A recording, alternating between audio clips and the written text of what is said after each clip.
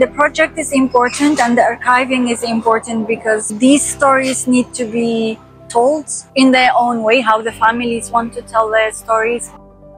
But also, since there is still danger on the Yazidi community and there is still justice that needs to be met, but also to understand a little bit of how it was before.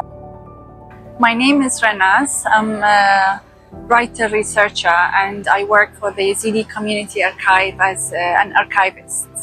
The purpose of the archive project is to give a comprehensive understanding of the history of the Yazidis and not just to diminish the history of the Yazidis to the genocide, but also the rich culture, the rich heritage of the Yazidis and the years before the genocide, life in the past, in the 50s, 60s, 70s and up until 2014 and later.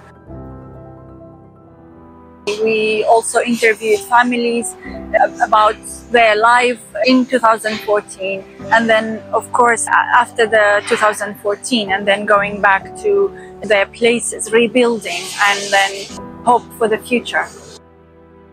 It's a mixed concept of themes that people want to share.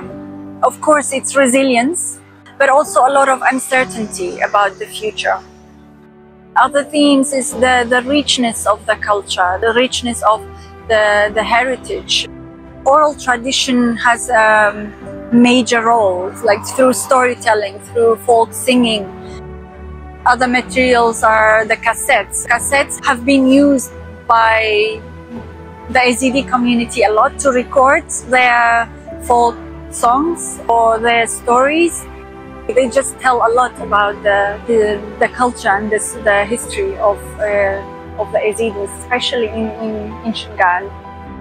All of them in their own ways, they touched our hearts. It has been 10, 11 years, but then you still see people in the camps in their state, in a very bad situation.